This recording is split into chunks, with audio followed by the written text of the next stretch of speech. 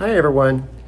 I wanted to talk a little bit today about in the Gospels, in Matthew chapter 5, Jesus is beginning his public teaching, and he starts chapter 5 with a series of sayings, Beattitudes, really, that are virtues that he extols. And you're all familiar with them, things like, blessed are those who mourn, for they will be comforted. Blessed are the merciful, for they will receive mercy. There's one in particular I wanted to talk about. Blessed are the peacemakers, for they will be called the children of God. Imagine if you created an entire career surrounded just that, peacemaking. I'm talking, of course, about local law enforcement. And we wanted to talk just briefly today about why it is we want to keep them humanized in our minds and keep them in prayer as well. It's a little hot out on the porch today, so let's go in the library and talk about this. Now, for many people, their interaction with local law enforcement is one of watching for the speed trap, or thinking about whether or not my vehicle tags are expired, or in some cases, people will may wonder if law enforcement is invading their space. Or unlike any American, I value personal liberty, and so you tend to think of the government agency as something like, oh my gosh, why do I have to think about constantly be looking over my shoulder as to whether or not I'm watching my P's and Q's? But the simple fact is that I worked with law enforcement before. I've wrote a lot in most places where I've lived in a new community. I've tried to have a ride along with them on patrol to kind of see the community from their perspective.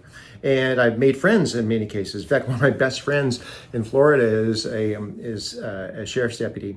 And one other thing I found, and when I was struck by, when I've done all these ride-alongs and made these acquaintances over time, is that while there are exceptions that may emerge and often make the news, the vast majority of those who work in law enforcement are there because they felt a particular calling regarding this virtue of being a peacemaker, of one who literally makes peace where it seems to be absent. Imagine that situation. Imagine where you're called to a situation where peace seems to have fled the scene and you somehow have to reintroduce it. And all of these skills and abilities, all the training, but also life experience, temperament, all those things come to bear because somehow a non-peaceful outcome, an outcome where not everyone gets to walk away freely, is somehow the suboptimal outcome, possibly even considered a failure on someone's part. But this act of being able to be a peacemaker, someone who literally has to create peace out of nothing sometimes, or bring peace back into the mix where it seems to be grossly absent because of the conflicts between people, or because of the sin that someone was just so committed to that they've lost their regard for how it impacts those around them and what destruction it may cause. And I speak with law enforcement, and in many cases, they're so happy when they're able to have a peaceful outcome. But they bear the burden of having to make peace even with those who are so committed to rejecting it. Tragically, officers must carry the tools with which to make peace, even with those who are very committed to making sure they themselves never experience peace again. They carry, and what I mean specifically is even a firearm. An officer may have to make sure that peace is for the rest of society in light of someone who's committed to their sin and their destruction. But in all those cases, though, the officer himself is someone who has dedicated themselves to a career, to training, to a life of service, because they have as this value making peace and of peacemaking, and in all the ways in which that may be required of them, to great personal risk. I've been with them on traffic calls when you really don't know what the outcome of the next traffic stop will be.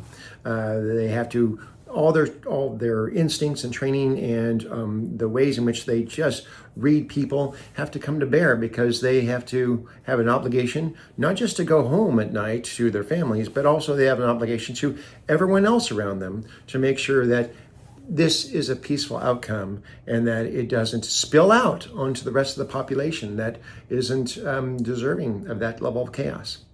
So when we think about law enforcement, whether it's local police departments, our county sheriff's office, or any other agency with which we might interact, it's important that we always keep them humanized in our minds. These are human beings that wear this uniform that we have empowered to execute the laws, to enforce the laws that our elected representatives put in place.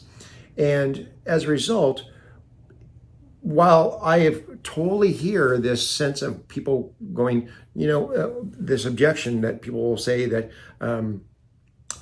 government agencies are far too empowered to trample on civil liberties already.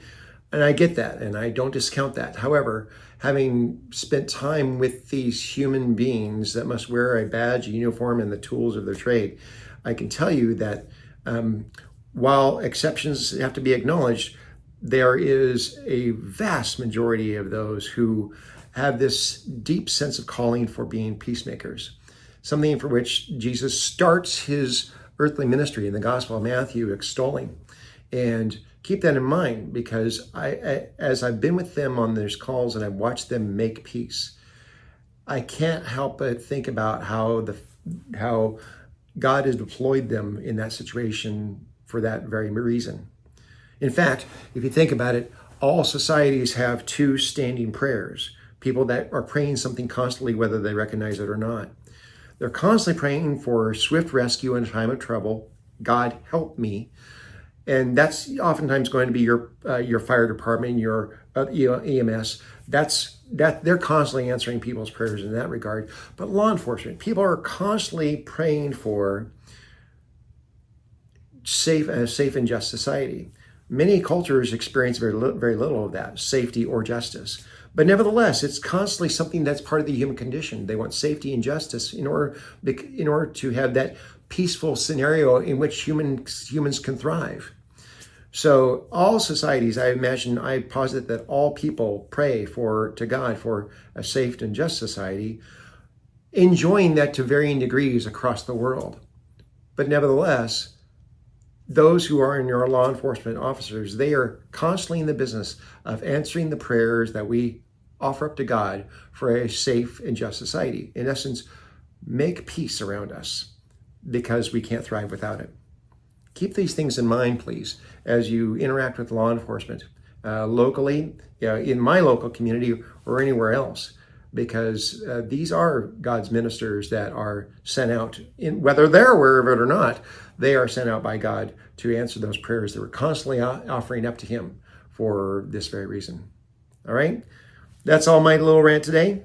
Have a wonderful day.